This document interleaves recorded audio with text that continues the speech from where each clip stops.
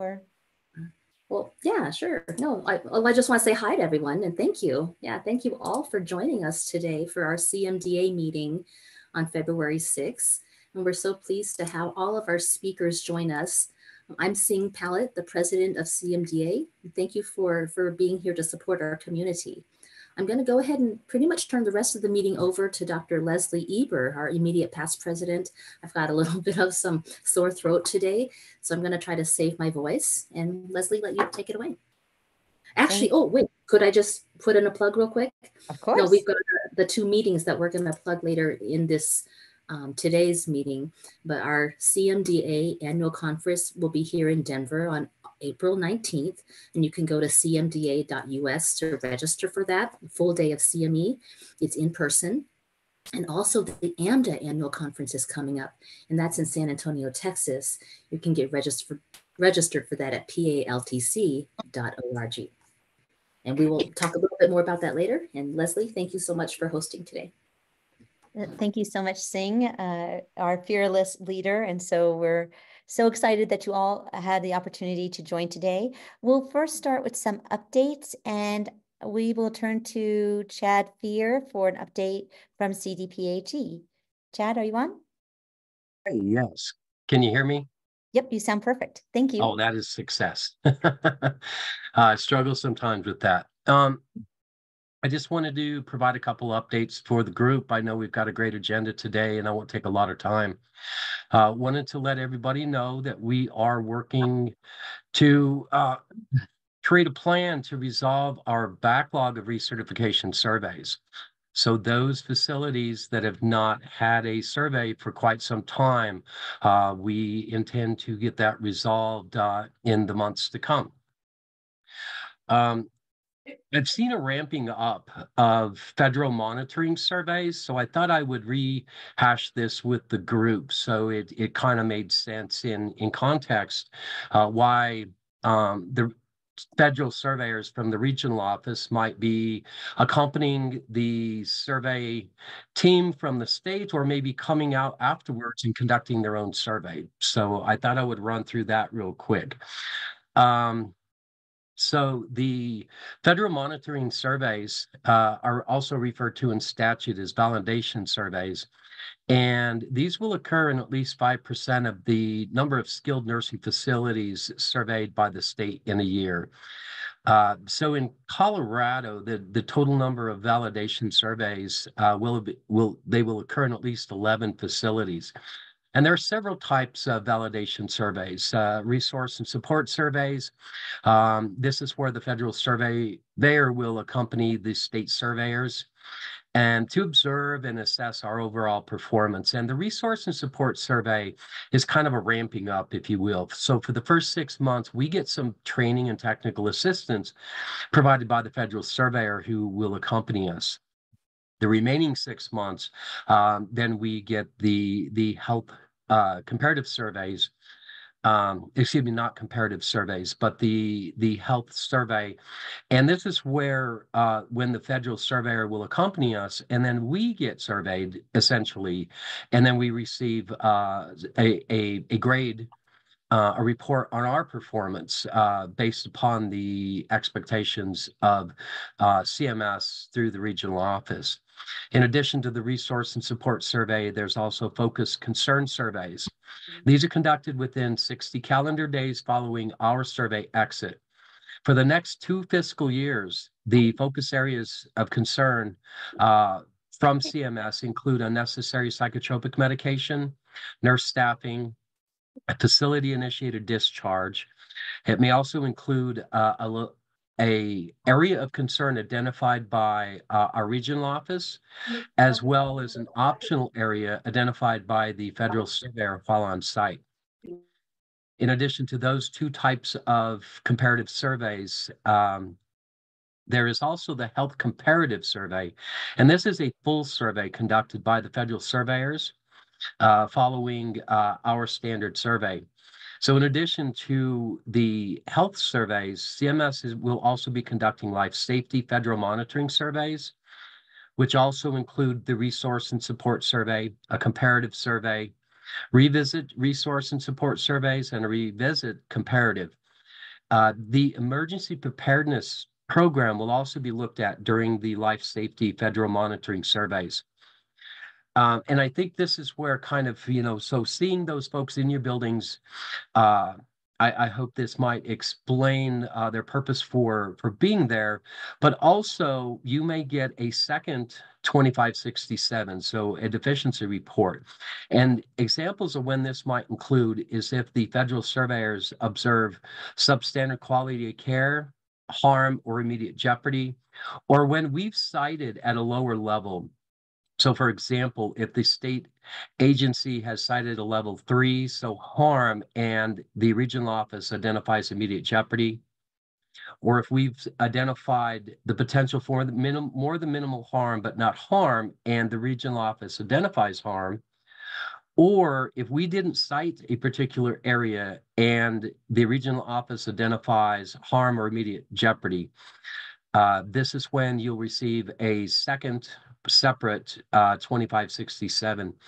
There will not be a 2567 from the regional office for independent or associated tags that are not at the substandard quality of care, so a scope and severity of F or higher. And recently, we did have a situation where the regional office did a comparative survey, and they did identify substandard quality of care. And just for your information, that was related to not having a process to assess for or use bed rails. And this did result in a substandard quality of care and a second 2567 that will be issued by the regional office. In the interest of brevity, that's what I have for you today. If there are any questions, I can maybe take those later, but that's what I have for you today. I really appreciate it, Chad. Thank you so much for being here. Does anybody have a question for Chad today? Okay. Leslie, this is Christine LaRocca. Could I just jump in? We have an amazing expert here at Telegen, Mr. Brian Feist, who is very eager to help nursing homes with their emergency preparedness plans. And he's a lot of fun. He's incredibly qualified, even does tabletop exercises. We call him Mr. Disaster, and he thinks that's a good thing. But so please reach out. Thank you so much, Christine. That's wonderful. Thank you. Now we'll turn to Jenny Albertson from CHCA for an update. Thanks, Jenny. And I just wanted to make sure you could share your screen. And I can, yes. I will also try to keep it brief here. I know you all have a full agenda today. I do want to give you a little bit of regulatory clarification in the spirit of what Chad was just explaining. I've recently received some questions directly from your organization members about physician visits and medical director authority. So I wanted to give you some references in these slides and clarify a little bit. Part of why I also wanted to talk about this is a recent study was published in AMDA pointing out that 10% of nursing home patients, and this is pre-COVID, that were on a post-acute stay never actually saw a physician. And that wouldn't matter if they were seeing practitioners and they were getting the same level of care, but the actual results then were that these individuals were far more likely to be rehospitalized based on a more recent study of the same type of data pool. So because of that, I wanted to pitch a little bit of professionalism beyond regulation, I guess I should say. First off, just to clarify, Colorado regs do allow us to use telehealth if we have policies and procedures around that. And we are supposed to have a face-to-face evaluation by some sort of practitioner within 7 days of admission, so whether post-acute or otherwise. But when it comes to federal regs, it's a lot broader, which is why they did that study, because the federal regs only require 30 days from admission face-to-face, and then a yearly after that. There is a physician visit requirement every 30 days for the first 90 days after admission, and then once every 60 days thereafter. If you want to see more detail on these regulations, I've actually linked them on this latter page. I'll resend you the slides. Actually, Leslie, I updated some things here. Our Colorado regs are really prescriptive for what medical directors are supposed to do, but the federal regs are very similar. They're just, what surveyors are looking for is some pretty broad strokes, and the state actually is looking for something a lot more particular. You do have a lot of authority to change policies and procedures at each of your communities for how people are visited. You can establish your own standards of care. Who you want to see people and what intervals does not have to meet a minimum standard. You can increase that standard. So if you want people seen face-to-face directly by their assigned primary care physician, you have the authority to implement that as a medical director. You also can have time limits on that. Additionally, when you have hospice patients, I find that tends to be a lot of difficulty because they're supposedly under the care of a hospice physician, yet that person doesn't come in and see them face-to-face, and it's on the provider in the nursing home to do so. So again, you can exceed the minimum standard on in those cases if you care to do so. And then I wanted just a couple of news updates for you. Facility closures are still happening, but I wanted to clarify that they are actually not always related to financial reasons, workplace or workforce reasons. In this particular case, you may have heard Flatiron's Rehab is closing. They actually are owned by a non-healthcare related investment entity, and they found another way of investing their money that they preferred. So there was nothing quality of care related. Flatiron's Rehab has had a great performance record, and I wanted to commend the people that have served in that community, including your providers, that this is not related to quality. It's just simply a matter of investment strategy and operation choice. So they're selling the operation there. And then just to keep you up to date on state legislation, the legislative session is in session, and we're already hearing buzz about healthcare related bills. We're not putting forward any presently, but there are certainly things that we have opinions about, as will you, and we're doing our best to represent you. And we have a very strong new lobbying team advocating for us at Capitol. So if you hear of something that concerns you, we can be a resource for you and certainly be a voice for you. These are the hot button issues. Workplace violence in healthcare settings is being put forward by the Hospital Association. So it's far more acute setting. It's not so much our situations where we have family members following us to threaten us in our cars, those sorts of things that we experience. But maybe we will have some coverage in the legislation. We'll have to see. And then there's a lot around substance abuse and trying to make sure that people are destigmatized when they are under methadone treatment or being treated for substance use disorder. I think this is a reach to try to find treatment places for these individuals, and we really do not think we are an appropriate treatment location. So watch for that and us trying to bumper guard that one for us.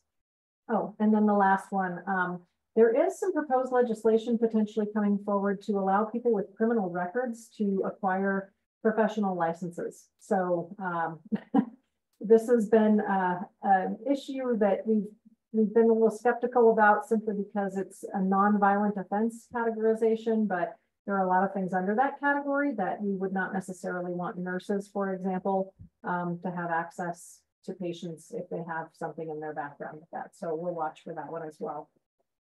Here's our upcoming education, a couple of things you might particularly be interested in. We just heard about emergency management. There is a crisis and disaster management virtual training coming up in March, and a redo of the dementia training. You may have heard that went really, really well for the train the trainer for the new standards for dementia care training. We're reoffering that with a hybrid option, a virtual option on March 8th. So I get a lot of questions about that, and you're welcome to join for that. And that's everything I have. Thank you. Thank you so much, Jenny. And we normally hear from Sing Pallet, but she has a little bit of laryngitis, so I am just filling in for today. Our next speaker is, it's such a pleasure to introduce him. Dr. Chuck Crecelius, MD, PhD, FACP, and CMD, is a medical director for Del Mar Gardens Enterprises in St. Louis, Missouri. He is also an associate professor of geriatrics at Washington University School of Medicine, and he helped found the St. Louis Post-Acute and Long-Term Care Roundtable, which brings together nursing homes, hospital systems, and other stakeholders to improve the quality and transitions of care for nursing home residents. He is a past president of AMDA, the Society for Post-Acute and Long-Term Care Medicine, and is a longstanding member and past chair of our Public Policy Committee. He was the 2019 Medical Director of the Year, and he remains their advisor to the AMA Relative Value Update Committee, the RUC. He did an incredible job here for us all, and every time I see him, I just want to thank him. The RUC determines values for provider services and provides advice to the society on matters related to billing and coding. It is an incredible honor to have him here today. I want to introduce Dr. Chuck Crecelius. Chuck, I'll let you take it away. Leslie, thank you for that overly flattering review of what I've done with my life. It's long-term care has been my hobby, like for many of us. Want to talk about billing and coding. There have been some changes that are significant. They actually should make your life easier. So we hopefully will be able to advance this slide, which is frozen on me. Pardon me. There's always something. Let me know if I also have your slides as well. Oh, there they are. Okay. Okay, now I decided to play games. So learning objectives are pretty simple. What's the best code for the right patient at the right time? As part of that, you have to understand medical necessity. And it's good to understand the advantages and disadvantages now of the two ways we get to bill, through either medical decision-making or time-based billing. I don't know why this is so sorry. My screen is, are you seeing my screen like twofold? I don't know why it's. No, just one, and it's just jumping around a little bit, but I think yep, okay. That looks great. Okay. So we need to understand what is medical necessity. The definitions are a little slippery. The first one that's used the most is shown here. It's basically a visit for the diagnosis or treatment of an illness or injury, or improving the function of a malformed body member. But implicit that is also the second line. The services that apply have to be proper and needed for the diagnosis. They can't be superfluous. They're provided for the diagnosis, direct care, treatment of a medical condition. Importantly, meets the standard of good medical practice in your local area. And finally, aren't mainly for the convenience of you or your doctor. So basically, whenever we bill, we have to, outside of regulatory visits, we'll get to in a moment, you have to have some form of medical necessity. You have to bill at the right level. This line, the third line, notes you can't bill at a higher level, but it also actually say you can't bill at a lower level. If you bill all 07s or all 8s, you could be audited theoretically.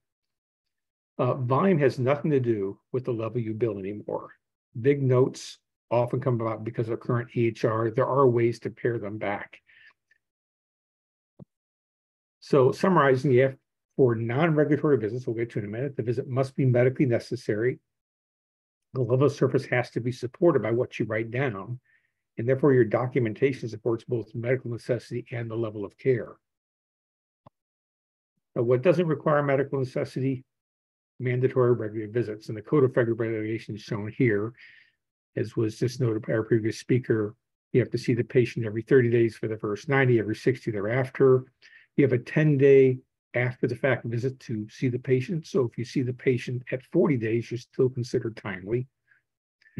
The last part has to do with the physician visits being made by the physician personally. However, they do allow every other visit to be done by a nurse practitioner, physician assistant, clinical nurse specialist. When we were during the middle of COVID and started doing all these telehealth, it took a while for CMS and both of us to catch on that the statute actually says regulatory visits have to be face-to-face at the same physical location, not via telehealth arrangement. My organization actually was making the wrong types of business. We had to pare back in the middle of COVID. There's no federal requirement to see the patient at the time of admission, because normally that decision is made by the hospitalist or a doctor in an office that's sending a patient to the nursing home. So unlike a hospital setting, you don't have to see them right away. The 30 days is obviously too long, and that's no longer the community standard care. Various states are putting in requirements for sooner visits. The community standard of care generally is becoming somewhere between 3 and 7 days. You better see that patient. So payment policy allows telehealth visits, but it doesn't apply to regulatory visits, which still had to be done face-to-face. The current telehealth limitation is every 14 days for a subsequent. And that may change. We are campaigning with CMS to change it. We're the only site of service that has an arbitrary every 14-day limitation. Those mandatory regulatory visits have to have a fair amount of content. It's actually, in my personal opinion, good to start off though saying this is a regulatory visit. It clues a person right away. You don't need medical necessity. What you have to do is review the resident's total program of care, including medications and treatment at each visit. Sign and date the notes. You don't have to sign influenza and pneumococcal. They're physician-approved facility policies. But I do quite a bit of chart review. I'm doing some for the U.S. Attorney General's office right now, which is never a good thing. And it's amazing how many times people do not put in the total program of care. They pick and choose what things they're going to talk about on regulatory visits. And that's mainly long-term care patients. When you think of SNF patients, seeing somebody within 30 days and every 30 days thereafter, they're lucky to get one regulatory visit in, the admission history and physical. You've got 30 days where you have to do another regulatory visit, and they're often gone by then. So this review of the resident's total program of care is more applicable pragmatically to long-term care patients. But when you do those visits, you want to put down every active diagnosis. You don't have to put down history of TAA 10 years ago. You could put down hyperlipidemia and hypertension and treat those as part of preventing strokes. But it's not necessarily mentioned history of, but otherwise you got to have a pretty complete note, and it often leads to higher level of billing. A word about clone notes. Clone notes can be problematic. Templates are fine. They're great. Cloning notes causes problems. In case you're not aware, auditors can easily see through any program what's been copied and pasted and what you put in de novo. And they'll often do that to see, did you actually see the patient? Was there any new material here whatsoever? Clone notes often have material that's not accurate. Charts I'm reviewing now, every review system has atraumatic normocephalic. When it's doubtful, we put hands to head and did anything. Review assistant particularly, I'd urge you just get rid of it and put it in the HPI these days. There's no more need for review systems, pragmatically speaking. Old clone material can be difficult to count towards medical decision-making or time. You can actually bill for the time you spend cloning the note, but in terms of medical decision-making, we'll go why. It has to be relatively new to count towards medical decision-making. You can't put down reviewing the last CBC 3 and 4 times in a note. Repeated patterns of cloning can be viewed as fraud, and unfortunately may not get caught for years. I'm actually reviewing charts now from 7 years ago. They're just going to get under the statute of limitations. But yeah, there's a lot of clone notes there. And this is important. They never changed a darn thing. It's one thing to put a clone note in, then do a lot of editing. I don't personally have problems with that, and that gives you a pretty good note. But please avoid whole-scale cloning of notes. As of 2023 in nurse homes and 2021 in office settings, the cognitive E&M codes have all been revised. What's a cognitive E&M? Everything that's not a procedure or a surgery, basically. They wanted to simplify it. Actually, when they started all this, there was talk of having 2 codes for new and 2 codes for subsequent, being low, medium, and high. And pretty well the House of Medicine said, we can't live with that. We can live with 3 or 4, and that's pretty well where we stand now.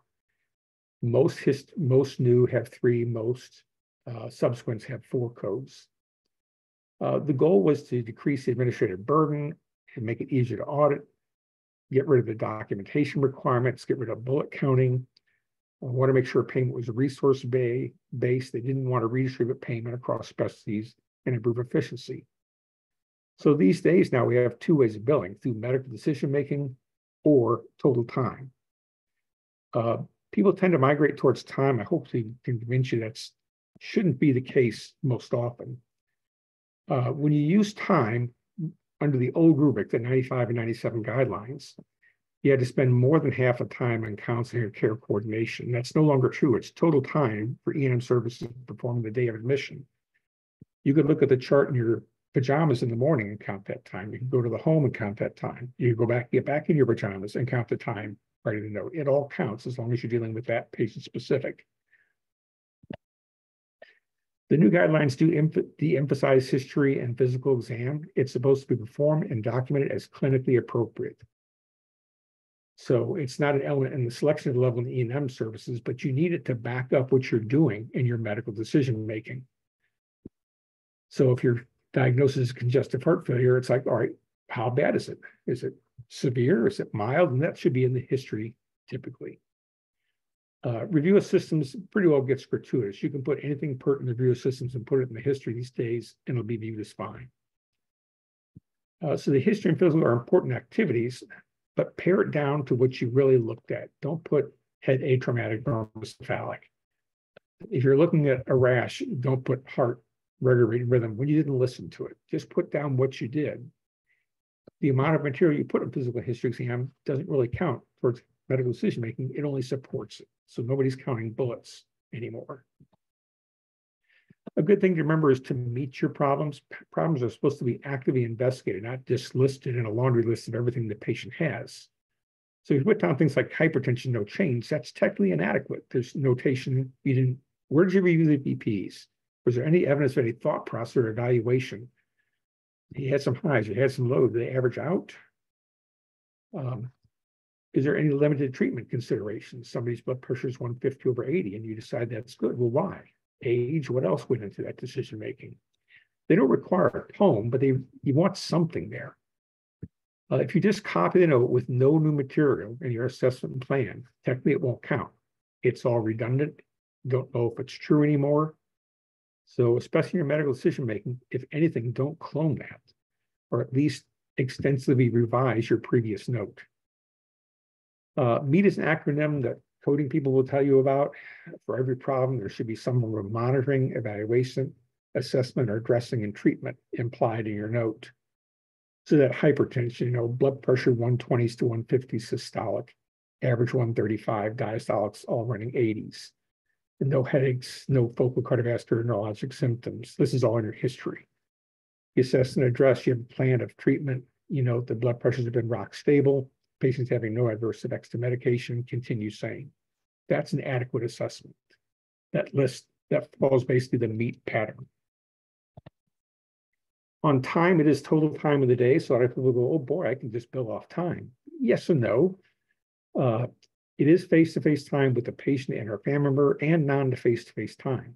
So if you're calling a daughter long distance and you're talking about direct patient care and getting valuable information, that time counts. Only a single E&M can be reported per day within the family. Now, yes, you can do a nurse going at ACP the same day, but within the family.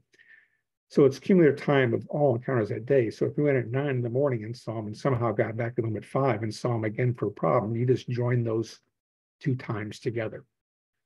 Travel doesn't count. General teaching, any of the services reported separately, such as advanced care planning, where you'd have to have separate times met for advanced care planning, separate from your visit, which could be either medical decision-making or time. So this is the medical decision-making table. On the far left-hand side is the level, straightforward, low, moderate, high.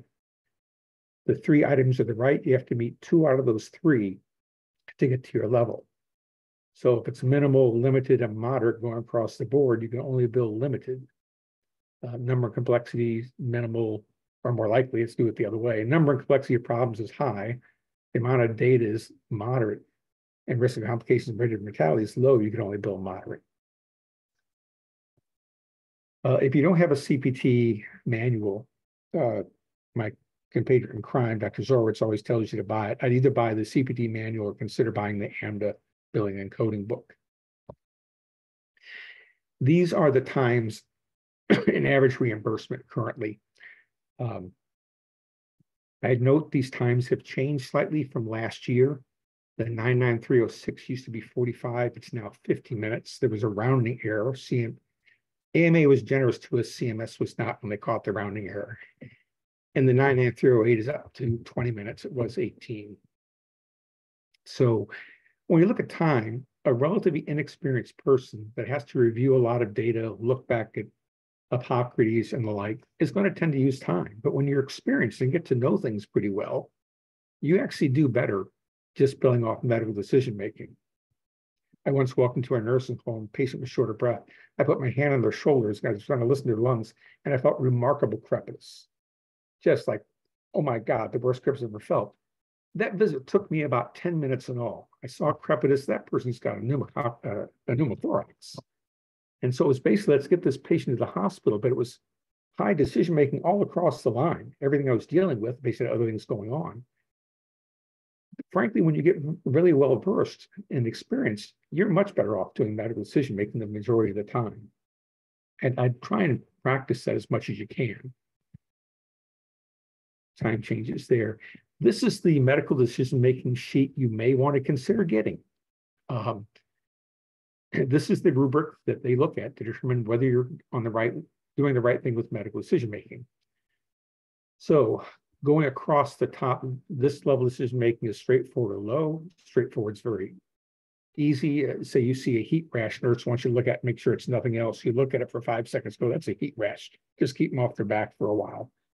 Let me know if it's not better in 24 hours. If you're going to bill that, that's a 99307. That's got minimal number of problems. There's no data, and risk of complications and rate of mortality are low. Let's look at the low now. Typically low, we're going to have 2 or more self-limited problems, 1 stable chronic, 1 acute uncomplicated injury, 1 stable acute, and the last one I don't believe exists very often, but 1 acute uncomplicated illness or injury requiring hospital inpatient. I don't think I've ever billed a 99308 sending somebody into a hospital, but it's there. If you can find a patient that has uncomplicated illness or injury, it still requires hospitalization.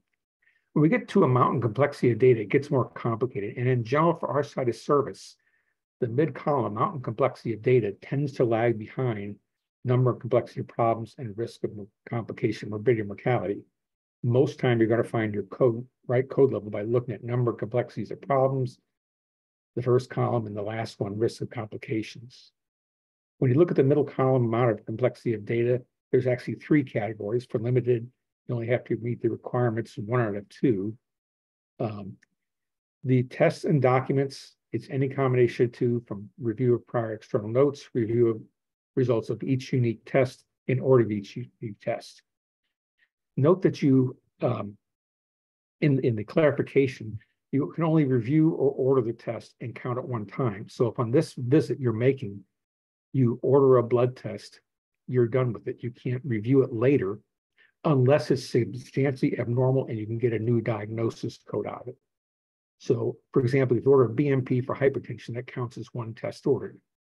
When you get it back, you can't count that BMP, but say the potassium is now 6.5. That's hyperkalemia. You're going to be doing follow-up. You're going to be ordering more tests. So you can technically count it twice if there's a problem with it. The second category is a big one for us because it's assessment requiring an independent historian, and that includes anybody, family member, caregiver, CNA, other staff member. This category 2, you're going to hit the majority of times you make a visit. We almost always check with somebody else about that patient, especially if you're working on a dementia, obviously. The risk of morbidity and mortality is low on the right-hand side. So here, a problem with potassium comes back 6.3, and you're going to repeat it. They have no high risk cardiac condition. That's probably going to be an 08 then. When you get to moderate problems, things get more complicated. The moderate has multiple number of complexity of problems. Most often we're using this for a regulatory visit. We've got 1 or more chronic illnesses with exacerbation, progression, or side effects, or 2 or more stable chronic conditions. So almost every regulatory visit is going to have moderate number and complexity of problems. In the middle column, we add category 3, discussion of management or test interpretation. We do this sometimes, and frankly, I encourage you to do that if it's appropriate. If you have a test result, you're questioning in context of the patient's current condition, call the previous doc, call the person that got an appointment coming with, and talk about it. Is this something I need to worry about? Is this something that was missed in the hospital? The other categories are pretty much the same, the combination of 3 now for test documents, an independent historian, and the independent historian. When you get to risk and complications on the right-hand side, morbidity and mortality, the number 1 thing you see there is prescription drug management. But I want to note Those are examples only. And this is where it gets tricky. You don't have to box everything you do into these 4 buckets to get a moderate. It has to be similar to it, and it does get a little bit harder. We don't normally do decisions on minor surgery. We don't normally do decisions on elective surgery. We do sometimes consider diagnosis or treatment significantly limited by social determinants of health, especially on SNF patients when they go home and can't afford their medicines. For long-term care patients, that sometimes is harder to come up with that category. So most times we're dealing with prescription drug management or similar things. What is prescription drug management? Well, I alluded to it earlier, it's not discontinuing a medicine. So you can think to yourself which one of these you choose. Initiating increasing a prescription drug that may have significant adverse effects, continuing prescription medicine, documented decision-making involved, and risk, if any, or just listing right to be continued. So the answer should be obvious, it's A and B. You have to do something besides just say medicine continue. Let's go to high medical decision-making. On number and complexity of problems addressed in a counter, this standard rubric that applies to all sites of service doesn't really do us well. Think of your patient coming in for the first time you're doing an initial admission on. They've got one or more chronic disease, but they're not severely exacerbated, progressed, or have side effects of treatment all the time. They're probably better from being in the hospital. And that acute or chronic illness or injury that poses a threat to life or bodily function, that's at the moment, not theoretically. We had a neurologist tried to bill high because all of his patients were multiple sclerosis, and they always have a threat to life or function. Well, theoretically, yes, in their lifetime, but not when you see them. So that threat to life or bodily function is an imminent risk. So it would look like we might be screwed, frankly, right away on this, but thank goodness, jumping ahead, we did get another high medical decision-making only for that number and complexity of problems addressed in encounter. And it starts there in the second paragraph, multiple morbidities requiring intensive management, defined as aesthetic conditions, syndromes, functional impairments, likely to require frequent medication changes, other treatment changes, or reevaluations. Significant risk of worsening medical status and risk for readmission to the hospital. This is probably 90% of our patients coming in the door. So we were fortunate we got this constructed ahead of time to define the relative deficit, number, and complexity of problems. So on your new admissions, the majority of the time you will be at a high level, sometimes moderate, but you get that one pretty well as a gimme. On the reviewing and analysis of each data point, again, we've got the same sort of problem. We can get to independent interpretation of tests pretty easily, and we often order tests, so we can probably get there. The risk of complication of morbidity and mortality is basically the previous plus extra. You've got drug therapy, but now you require intensive monitoring for toxicity. We get asked a lot, what's intensive monitoring? If I have to get a DIGS level every now and then, is that intensive monitoring? Possibly. You know, if they have renal failure and other things that make levels go up and down, then probably. If they have an IV in, does that require monitoring for toxicity? Probably. And even if not, remember, these are examples only. You have to think of what's the most serious things we do in a nursing home. What's the top of the crop? And IV antibiotics, IV therapy would normally count. I don't think anybody's going to have a qualms on that in terms of auditors. We don't do much deciding regarding major surgery or major emergency surgery. We do make decisions regarding hospitalization or escalation to hospital level care. So pretty well every time you're thinking this patient need to go to the hospital or can it be treated here, you're going to have the highest level of risk of complications, morbidity, and mortality. If you decide not to resuscitate or de-escalate care because of poor condition, you're not only not going to the hospital, we're going to treat you here, we're not going to send you to the hospital again. It's that time in life we've all jointly decided that's best. That is fine in this category. And then finally, parental controlled substance would count in. It's hard in these talks to give you more examples because it really depends on the circumstance. But in general, for high risk of morbidity and mortality, it's what's the hardest thing we do here? What's the thing that poses the most risks?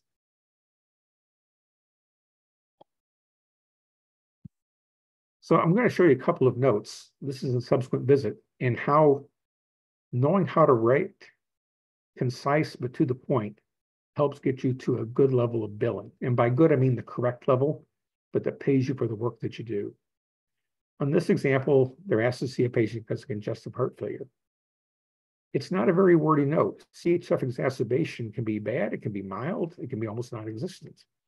What they're listing here is 3 days worsening shortness of breath. Well, how much worse? Orthopnea, edema, how much worse is edema? SATs low, were they on O2 at baseline? I can't interpret that well. Their physical exam seems relatively to the point. However, there is no comparison to baseline to know if this is new or not. On the assessment plan, they've got a potentially high diagnosis category, CHF for acute and chronic. The list echo and BMP, I assume they're getting the echo now. It's not clear. They didn't order a chest X-ray. I'm scratching my head there. They're going to get daily weights. What were they before? Vital signs TAD. What were they before?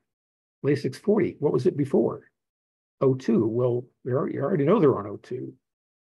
When you look at this using that previous rubric you use, you end up basically with a moderate and 09. The number complexity of problems is 1. It's a chronic illness with exacerbation or side effect of treatment. It's not severe. From this note, I can't say it's severe. The data was low. There's 2 unique tests ordered, and the risk is only moderate prescription drug management. There's nothing about this patient possibly going to a hospital or making this note explaining the patient being ill enough to really get to a level 10, which I think most of us would lean towards in this sort of patient. So let's rewrite the note and really put down everything we saw with the patient. So you start off with the same complaint. We've got 3 days of shortness of breath, orthopnea, edema. The SATs are declining now, previously on room air, and all over the last 24 hours. Okay, you go from no O2 to 3 liters in 24 hours. That looks severe. They also know that they're eating more salty snacks and now more anorexic. So now we're getting an idea of why it's happening. They're anorexic, which is a problem because you don't eat. It's harder to manage CHF. And you're going to be diuresing in the face of possible hypovolemia. Their physical exam, they put new by basilar crackles, not just by basilar crackles. They threw in 6 centimeter JVD. The edema is now previously traced. So this is significant accumulation of fluid. So now that CHF for acute and chronic, before I even start writing my note from the history and PE, I know I've got a severe problem. I'm repeating the echo to clarify. It lasted 6 months old. Explain the rationale. Within 6 months, things can change. Check a chest X-ray. I'm ruling out infiltrating diffusion. Check BMP. I've also noted the last creatinine was 3 months ago. So we're going to be concerned about hypokalemia, given poor intake and diuretic. That also makes the problem more severe, and I'm having to intensively monitor. I'm increasing the weights to daily and the vital signs to TID. And noting they're somewhat tenuous. We're going to see them again in 4 days currently. Double Lasix to 40.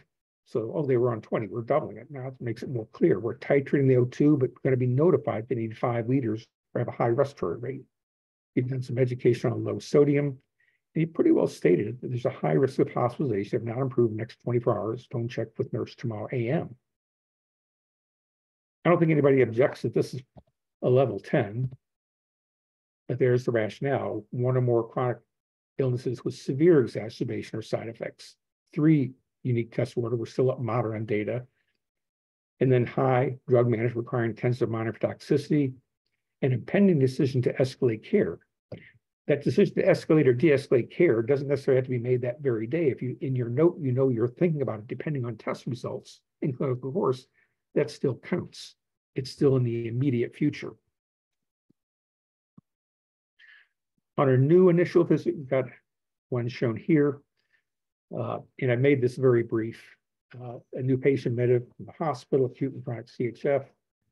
They got the usual acute and chronic kidney disease, type 2 diabetes, and COPD. The HBI is brief, but to the point. I know a lot of people like to copy the hospitalist note and put it in here.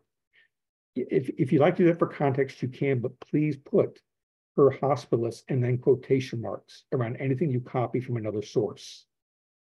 Do not attempt to take credit for things somebody else did. If you prefer to recap like done here, you're welcome to do that too. Or if you want to put the old hospital course in and then put your interpretation in, that's fine. but please avoid just putting what the hospice put because half the time it's old. So in the history, they cover a lot of the bases. There's things that are related to the diabetes, to the CHF, the patient's current condition. They've got the med list. They got a family and social history that's still required. Under social terms of health, they know finances and lack of social support. It's good to put that up front here because, again, that can help increase the value of your note. The exam is to the point under the assessment plan. We've got 6 problems listed. The CHF, they're relatively stable, but you put down some rationale here in what you're going to be doing. It's a much more complete plan. COPD, they're compensated, but you're monitoring. You've got a plan you're undergoing here. Same with the diabetes, you're decreasing the blood sugars, no sliding scale insulin. All these basically is the problems have been meted, MEAT. Under goals of care review, goal status changed from full to limited. Now, if at least 16 minutes have been spent on the code status change, you could bill an ACP code. In this case, apparently they didn't. So they just kept it as part of the problems, which is acceptable to do. So what is this? As you might have guessed, it's high. There's high because there's multiple comorbidities requiring intensive management. The gift we got out of CMS and making sure that our patients were covered. Moderate 3 unique tests and high, you've got drug management requiring intense and minor toxicity. You've got some impending decisions to de-escalate care with your diabetes going down and your AccuChecks. And you've got a code status change you discussed. So if you look at this note, it's basically 2 pages. And look at how long your notes currently are with the EHR. There's obviously a disconnect. And I would invite you, if you're using EHRs that have extensive templates, please consider revising them. You may be wasting a lot of time trying to fill out forms when the information is not needed and not helpful. One last thing, we've been telling you for years, what do I bill when I assume the care of a patient from another provider? And you were probably told in the past it's a subsequent code. Through the work of many of us, including myself, I felt that was extremely wrong. And as of 2023, now this year, you can bill anytime you see a new patient. The patient just has to be new to you and your group's practice, not new to the facility. The nursing home doesn't bill the initial nursing facility care, we do. So if the patient's due to us, we bill. Now, if the patient's been there a while and they're rock stable, Dr. Jones left, they were in a different group, you've taken them over, you're probably going to be billing a lower level. You're probably not going to be doing extensive changes. Having said that, I've taken over the care of patients from doctors that probably shouldn't have been practicing. And yeah, I'd bill in 05 and 06 every time. If you got to redo the care plan, redo all you're doing, just look at what the code necessitates and bill appropriately.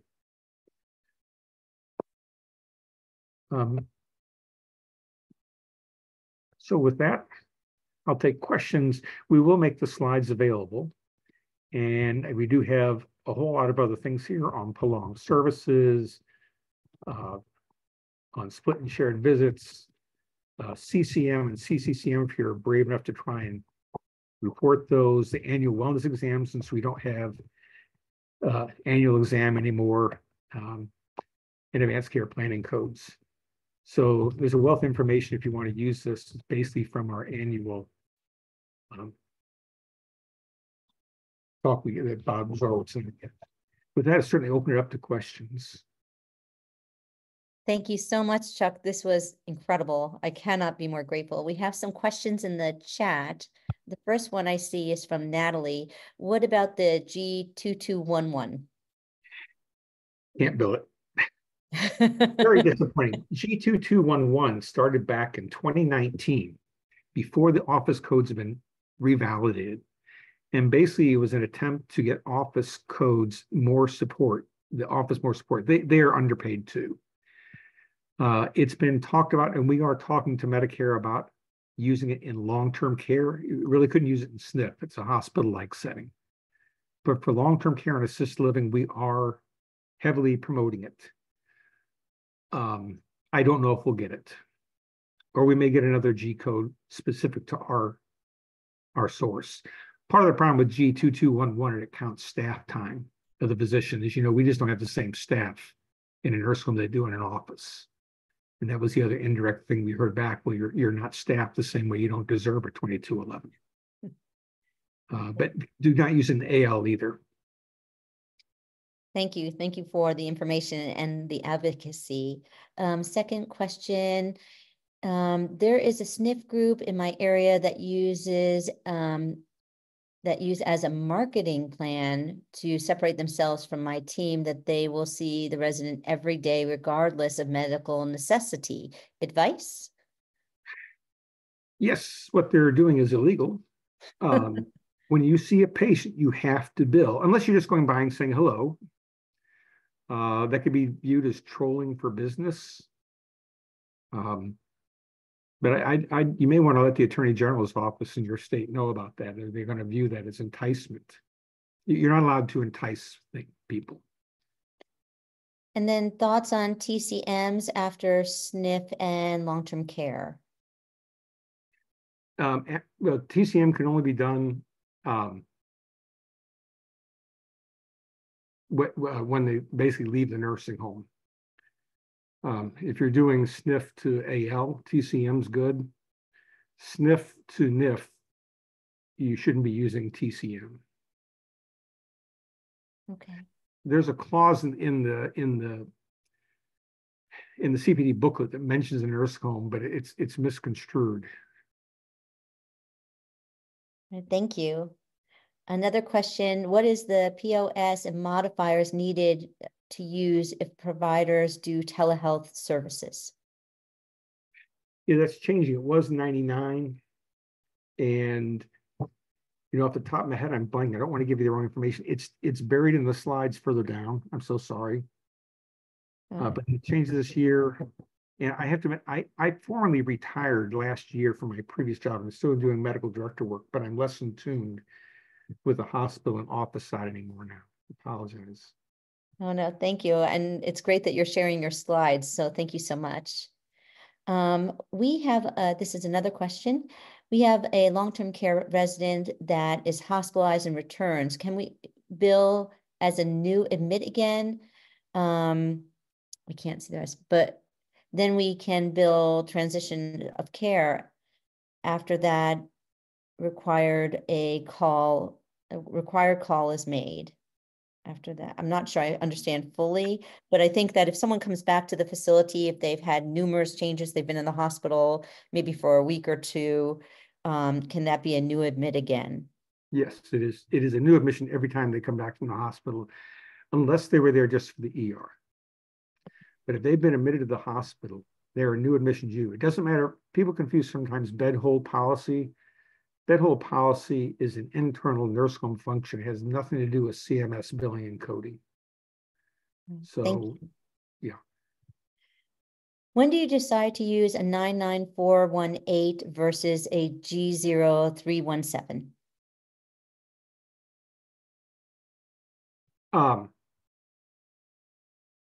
The first code, 99418. 99418, that's the old prolonged service. I don't know. I'm sorry. I don't know. If someone wants to, Matthew, if you want to unmute and give us some more information. Hello, can you hear me? Yes, I can. Thank you. Go ahead. Oh, sorry. So I guess I'm actually from Hawaii, and my team has gotten different messages from our billers and coders regarding prolonged services, and they, in their materials, they frequently make reference to 99418, but then they subsequently follow it up and say that CMS wants us to be using G0317, and they say that the vast majority of our nursing home patients are going to be under Medicare, and so we should just be using G0317, and then if they have any patients who are eligible for 99418s, then they'll make a change on their end. Yes. And so I guess I wanted to know, is there, like, say, I kind of want to know how the sausage is made, so to speak. So sure, yeah, that I can explain what happened. Yeah, CPT is not always the same as what Medicare pays for.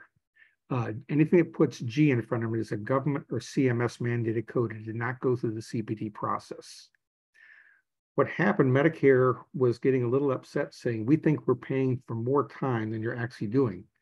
When you see a patient, you've actually have the day before is your pre-time, the day of service is intra, and 3 days after is post-time. We don't really measure that so much. However, Medicare does. So they started looking at 99418 saying, well, you know, you're getting total time here that you're doing a day after or the day of service, and we're not counting pre and post time that should be counted. So they basically, for the G codes, included pre and post time. I think it's on my screen here. So what they basically said is we're not going to allow the CPT codes 99417. There's a little I. If you go to the tables, I is ineligible.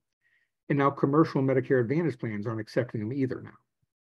So there may be a rare commercial plan, but for the most part, everybody's switching to the G codes because it basically makes it much harder. For the initial nurse facility code, the 90317, you bill it at 99306. It's 50 minutes of service time, but a pre and post time are 35 minutes for initial. So that's 85 minutes. Then you got to get 15 minutes to report a long service. So you're at 100 minutes before you can bill it. So when we get this out, you may want to look at this. There is some explanation here too. But basically Medicare came back and thought we were duplicatively counting time too often. And whether they're right or not is another matter. Thank you. That was a great question and a great answer. I really appreciate it. I'm going to go down to Krishna. If a patient is at home, can we do a telehealth and use a CPT 99341 or to 99350? And what POS and MOD need to use? So I'm not sure I fully got all that. I don't know if you did too, Chuck. Do you want me to reread it, or do you have thoughts about the telehealth when patients are at home? Yeah, they'll cover it now for I think those are office codes you were talking about. Is that correct? 99314 to 99350. I think those are home visit codes. Oh, home visit. Thank you. Yeah, telehealth is allowed in home. I'm not the expert on this. There is some data in here in the presentation you'll get that has some of that in there. But in general, you can bill telehealth through this year. Some things are sunsetting the end of this year. They were a continuation of COVID. I honestly don't know. What is the place of service and the modifier we can use when we bill for home visits, telehealth home visits?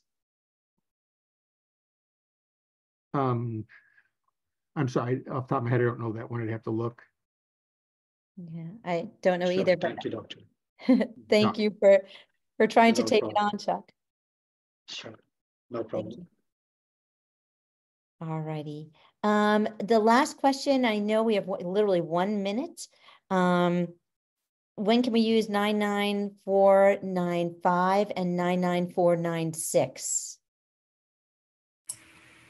Can somebody again tell me? I'm always a little bad about that. Oh, those are your transitional care management codes, TCM. Yeah, TCM was basically meant to be used for AL and home care. I'm sorry, AL and home settings when the patient comes out of a skilled facility. In theory, it can be used if the patient goes from hospital to nurse home to office, you can also bill it. As long as they've been in a skilled facility, the next site of service can use it.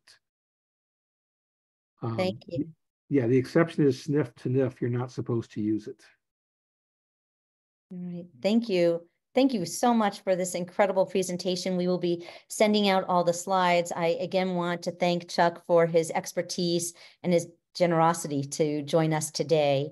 I also just want to remind you that please think about coming to our annual conference for AMDA, which is March 9th through 11th. And you can even come virtually, so you can sit on your couch and join AMDA's annual conference. And then our CMDA conference you have to come in person, but we hope that you join us, and that will be on April 19th. And you can sign up for that on the CMDA website, cmda.us. And we look forward to seeing you in March. Have a great day. Thank you. Thanks, Chuck.